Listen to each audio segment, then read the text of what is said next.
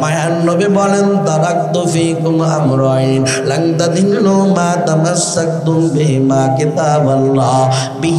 কিতাবাল্লাহি ওয়া সুন্নাত রাসূলি। মায়ার নবী বলেন দুইটা মেডিসিন রেখে গেলাম। এক নম্বরে আল কুরআন, এই কুরআনের এত দাম। আল্লাহ পাক বলেন কুরআনের একটা অক্ষরের এত দাম। কোন বান্দা বোঝাই হোক আর না বোঝাই হোক, একটা হরফ যদি কেউ উচ্চারণ করে, ওরে বান্দা খাবার খাওয়ার সময় নুন ব্যবহার করো। কেউ যদি একবার বলে আম্মা জান নুন দাও, ওরে বান্দা বুঝেই বলো আর না বুঝেই বলো, একটা আরবি হরফ উচ্চারণ করার সাথে সাথে আমার আল্লাহ তার আমল নামায় 10টা নেকি লিপিবদ্ধ করিয়া দেয়।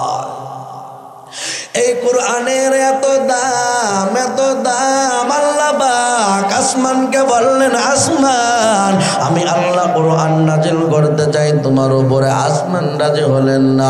পাহাড়কে ডেকে বললেন পাহাড় তোমার উপর কুরআন নাজিল করতে চাই, পাহাড় রাজি হলেন না।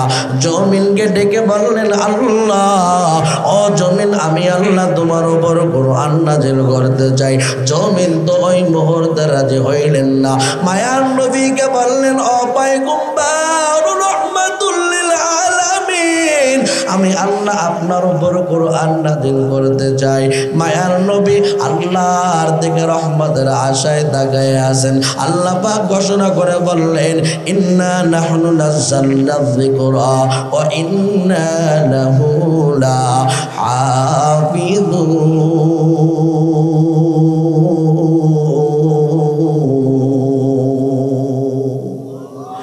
আল্লাহ পাক বললেন নবী আপনার কোনো ভয় নাই, আপনার কোনো চিন্তা নাই। তার কারণ এই কুরআনের ভিতর হলো একমাত্র আমি আল্লাহর কথা, যেই কুরআনের ভিতরে চুল পরিমাণ কোনো সন্দেহ নাই। যালিকাল কিতাবু লা রাইবা ফীহি হুদাল লিল মুত্তাকিন।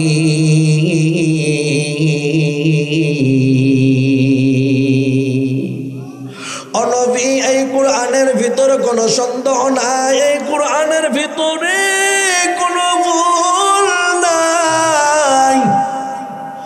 অনবী এই কুরআনের দায়িত্ব স্বয়ং আমি আল্লাহ নিজেই নিয়ে নিলাম, কিন্তু আমি আল্লাহ আপনার উপর কুরআন নাযিল করতে যাই। যেখানে আসমান রাজি হলেন না, জমিন রাজি হলেন না, পাহাড় রাজি হলেন না, আমার আল্লাহর হুকুম অনুযায়ী মায়ার নবীর সাথে সাথে বললেন আলহামদুলিল্লাহ।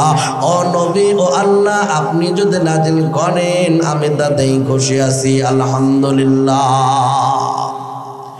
আমার নবীর উপরে যেই সময় কুরআন নাযিল হতো, নবী পাহাড়ের গুহায় অসুস্থ হইতেন। আম্মা জান আয়েশা মায়ার নবীকে তালাশ করে পায় না। নবী বাড়িতে আসার পর কম্বল মুবারক দিয়ে মায়ার নবীকে আম্মা জান আয়েশা ধরে রাখতেন। নবীর শরীরে কাঁপুনি পর্যন্ত উঠে গেছে। কুরআন নাযিল হওয়ার সময় এত কষ্ট হয়েছে। ওরে গোপালগঞ্জ এলাকার মুসলমান, ও পর্দার আলের মা, ও কলিজার টুকরা যুবক ভাই, এই কলিয়া মাদ্রাসার ছোট্ট ছোট্ট সন্তানরা কুরআন পড়ে জ্বর আসে না, ছোট্ট ছোট্ট ছেলেরা কুরআন পড়ে অজ্ঞান হয় না। তার একমাত্র কারণ আল্লাহ নিজে কুরআন হিফাজত করেন, ঠিক কিনা? 2 নম্বরে মায়ার নবী বলেন সুন্নতের আমল করে, সুন্নতের এত দাম। কাল হাশরের ময়দানে কিয়ামত কায়েম হবে, নবী আমার হাউজে কাউসার কাউসার নিয়ে দাঁড়ায় থাকবেন উম্মতদের পানি পান করানোর জন্য। যেই ব্যক্তি সুন্নত পালন করবে মায়ার নবী তাকে হাউজে কাউসার পানি পান করাইবে। কাল কিয়ামতের ময়দানে মৃত্যুর পরেই বান্দা কবরের ভিতর নবীকে হাজির করা হবে, জিজ্ঞাসা করা হবে মান রব্বুকা মান দীনুকা মান নবিয়ুকা, তোমার রবকে, তোমার দিনকে, তোমার নবীকে। ওরে বান্দা যদি সুন্নতের আমল করো, নবীর মহব্বত যদি সিনার ভিতরে নিয়ে যাও, কবরে যাইতে বান্দা দেরি হয়, আমার নবীর ওই কবরে আসতে দেরি হয় না। নবী যদি পরিচয় দিয়ে বলেন আমার উম্মত, আল্লাহর কসম করে বললাম সাথে সাথে ওই কবর হবে জান্নাতের বাগান। গাঞ্জাখোর, বিড়িখোর, মদখোর, সুদখোর, হিরোইন খোর তাকে বলবে না। দাড়ি কাইটা নবীর কলিজায় আঘাত দাও, সুন্নতের আমল করো না, বান্দা তাকে বলবে না। দাড়ি রাখতে পারো না ঠিক আছে, কিন্তু অন্তরে ব্যথা থাকতে হবে নবীর জন্য, ঠিক কিনা? আল্লাহ আপনি তৌফিক দেন, তৌফিক দিলে অবশ্যই আমি দাড়ি রাখবো, আর জীবনে দাড়ি কাইটা বান্দা নবীর কলিজায় আঘাত দিব না, এমন প্রতিজ্ঞা যদি করো গো, ওরে তো বান্দা অতি তাড়াতাড়ি আমার আল্লাহ হজ কবুল করে নিবে। আর না হলে ওই নবীকে স্বপ্নে যুগে হলো দেখা যাবে, ঠিক কিনা? মনে বড় আশা ছিল যাব মদিনা, মদিনা যাইতে পারলাম না, মদিনা দেখিতে পারলাম না, মদিনা যাইতে পারলাম না, মদিনা দেখিতে পারলাম না। খারাপ লাগতেছে আপনাদের? এখনই শেষ করে দেই, প্রধান অতিথি চলে আসবে। যে মদিনার কথা শুনবেন, মদিনা যাইতে পারলাম না, মদিনা দেখিতে পারলাম না, আমি অসহায় তাই এত দূরে রই, আমি অসহায় তাই এত দূরে রই, শুধু সালাম জানাই, মদিনা যাইতে পারলাম না, মদিনা দেখিতে পারলাম না, মদিনা যাইতে পারলাম না, মদিনা দেখিতে পারলাম না। মদিনা নাম কত সুন্দর,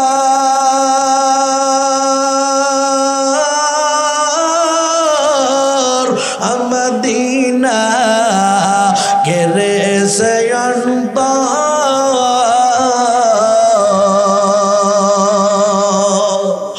মদিনা নাম কত সুন্দর,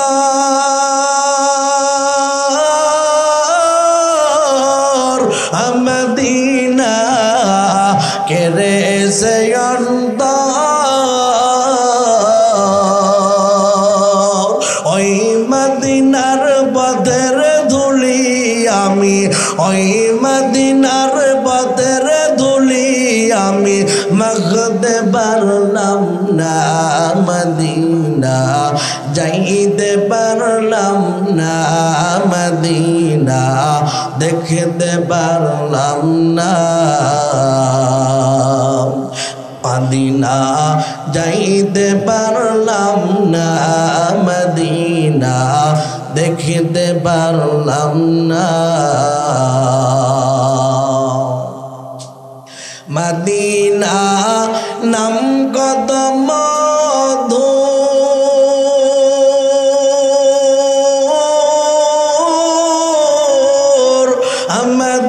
মদিনার পথ যে বহুদূর,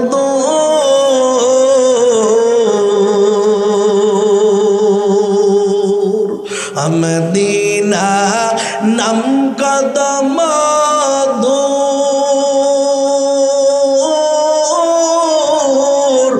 মদিনার পথ যে বহু দূর পাখির নাই ডানা থাকিলে পাখির নাই ডানা থাকিলে উড়ে যেতাম মদিনায় মদিনা যাইতে পারলাম না মদিনা দেখিতে পারলাম না মদিনা যাইতে পারলাম না মদিনা দেখিতে পারলাম না মদিনা যাইতে পারলাম না মদিনা দেখিতে পারলাম না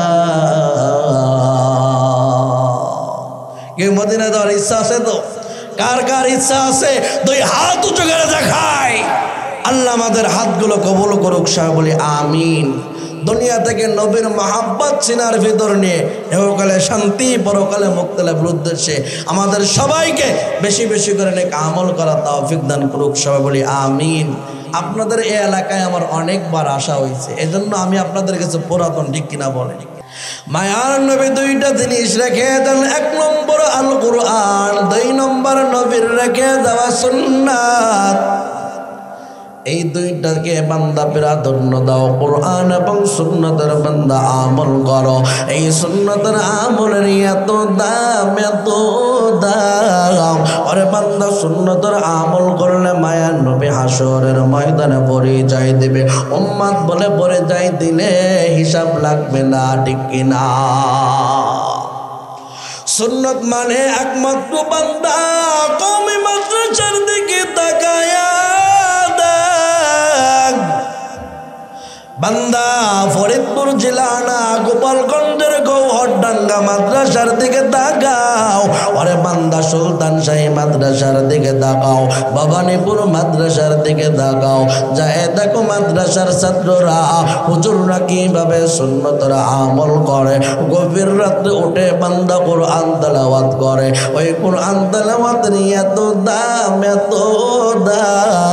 ওরে বান্দা কোরআন তেলাওয়াত করে এলাকার জন্য দোয়া করতেছে ফজর নামাজ বান্দা তুমি পড়তে পারো না শীতের ভিতর ওযু করতে কষ্ট অথচ বান্দা মাদ্রাসার দিকে তাকায় দেখ 5 বছরের ছোট্ট সন্তান শীতের ভিতর ওযু করে কোরআন তেলাওয়াত করে ঠিক কিনা ওরে বান্দা ওই ছেলে ফজর নামাজ আদায় করে দোয়া করে বলে আল্লাহ এলাকার ভিতর রহমত নাজিল করেন এলাকার ঝামেলা থেকে দূর করেন আল্লাহ আয় আল্লাহ আমাদের দেশে যারা অভাবগ্রস্ত আছে অভাবকে দূর করিয়া দেন এই বলে ছোট্ট ছেলে মাদ্রাসার ছাত্র চোখের পানি ফেলায় কান্না করে ওই চোখের পানি আমার আল্লাহর কাছে দাম ওই চোখের পানির সাথে সাথে মাদ্রাসার তলবে এলেম ছাত্রের দোয়া আমার আল্লাহর সাথে সাথে কবুল করিয়া না মাদ্রাসার ছাত্র যেখান দিয়ে হাঁটে আল্লাহর রহমত ওই এলাকায় আসে গো ওরে বান্দা মাদ্রাসার ছাত্র যে এলাকা দিয়ে যায় আল্লাহর রহমতের ফেরেশতা ওই ছাত্রর পায়ের নিচে নূরের পর বিছায়া দেয় মাদ্রাসার ছাত্রকে মহব্বত কর নবী কি বলেন আমি আল্লাহকে মহব্বত করা হয় আল মসজিদ বাইতুল্লাহ আল্লাহর ঘর মসজিদকে মহব্বত করো আল্লাহকে মহব্বত করা হবে মাদ্রাসাকে মহব্বত করো নবীকে মহব্বত করা হবে মাদ্রাসার ছাত্রকে মহব্বত করো নবী বলেন আমি নবীকে মহব্বত করা হবে নবীকে মহব্বত করা যদি হয় আল্লাহ বলেন ওই ব্যক্তিকে আমি আল্লাহ জান্নাতের মেহমান বানায়া দে বান্দা এজন্যই মহব্বত করবে তার কারণ কাল কিয়ামতের ময়দানে আল্লাহ মানুষকে মাফ করার জন্য বাহানা তালাশ করবে মানুষকে মাফ করার জন্য জোরে জোরে বলেন ঠিক কিনা ওরে বান্দা কোন সুযোগে কাকে মাফ করা যাবে আল্লাহ সেটা তালাশ করবে। ওরে নবীর উম্মতের দল, এই ময়দানের ভিতরে বসা আমাদের অনেকের মা নাই, অনেকেরই বাবা নাই, অন্ধকার কবরের বাসিন্দা। হযরত নিজামউদ্দিন আউলিয়া এবং জুনায়েদ বাগদাদীর পীর শায়েখ শিবলি রহমাতুল্লাহি আলাইহি একদিন গভীর রাতে স্বপ্ন দেখতেছেন। শায়েখ শিবলি রহমাতুল্লাহি আলাইহি একজন জাহান্নামী মায়া স্বপ্ন দেখায় বলতেছেন, শায়েখ শিবলি যাও যাও, আমার একটা মেয়ে আছে, তিনি পতিতালায় থাকে, তাকে একটু দোয়া করতে বলো। শায়েখ শিবলি রহমাতুল্লাহি আলাইহি মসজিদে, শায়েখ শিবলি রহমাতুল্লাহি আলাইহি পতিতালায় যাইতে চান না। একদিন স্বপ্ন দেখছেন জাহান্নামী মা বলতেছে, ও হুজুর আল্লাহর ওলি, আমার মেয়েকে যে বলো একটু দোয়া করার জন্য। মা দোয়া করার জন্য যাইতে বলে শায়েখ শিবলিকে, তিনি যাইতে চান না। দ্বিতীয় দিন বলতেছেন যান না, তৃতীয় দিন আবার স্বপ্ন দেখতেছেন, ডাকতেছেন, শায়েখ শিবলি যাও যাও, আমার একটা মেয়ে আছে পতিতালায় বসবাস করে, তাকে একটু দোয়া করতে বলো। শায়েখ শিবলি রহমাতুল্লাহি আলাইহি পতিতালার ভিতর দিয়ে যান, কিতাবের ভিতর ঘটনাটা লেখা গো। পতিতালার মেয়েদের ভাষা অনেক কর্কট হয়, খারাপ আচরণ করে। যাই দেখতেছেন দরজার ভিতর দিয়ে একটা মেয়ে ওইখানে গোসল করতেছেন। আর নিজামউদ্দিন আউলিয়ার পীর শায়েখ শিবলি রহমাতুল্লাহি আলাইহি তাকে দেখে গোসল করনেওয়ালা ওই মহিলা তার হাতের ভিতর ছিল একটা লোটা, কিতাবের ভাষায় লোটাকে বদনা অথবা মগ বলা হয়। ওই বদনার ভিতরে যত পানি ছিল সমস্ত পানি হুজুরের শরীরে নিক্ষেপ করিয়া দেয়। হুজুর রাগান্বিত হয়ে আবার বাড়ির ভিতরে চলে আইছেন।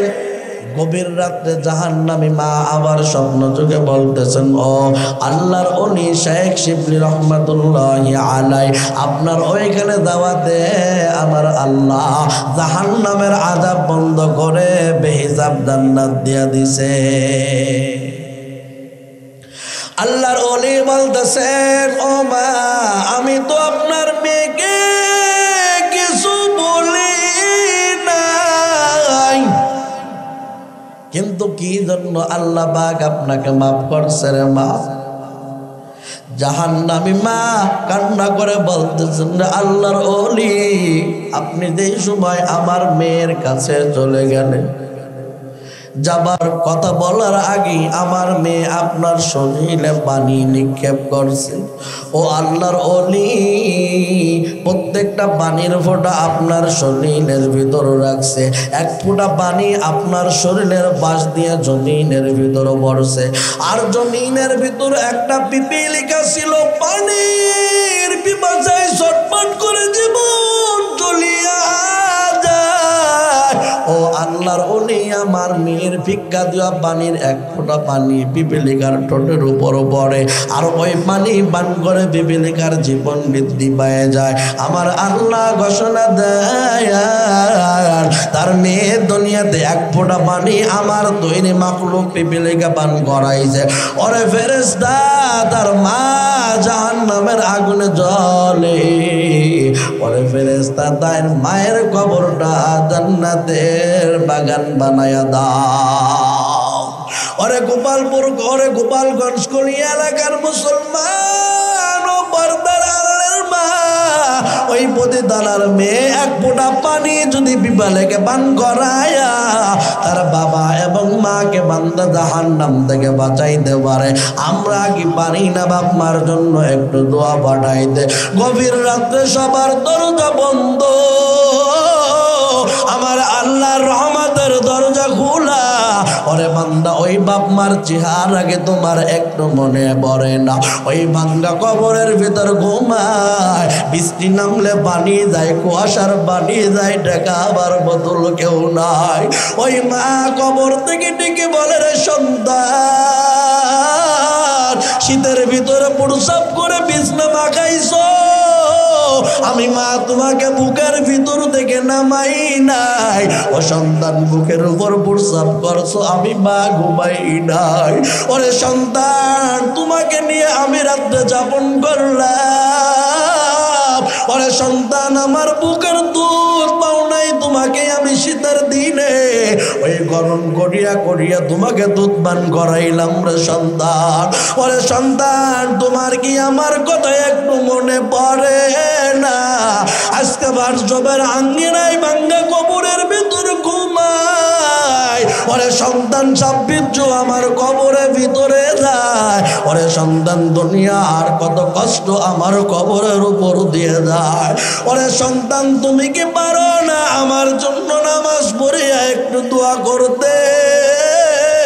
ওরে সন্তান তুমি কি পারো না আমার জন্য একটু নেক আমল পাঠাইতে? এই বলিয়া মা কবর থেকে সন্তানকে ডাকতেছে রে নবীর উম্মতের দল।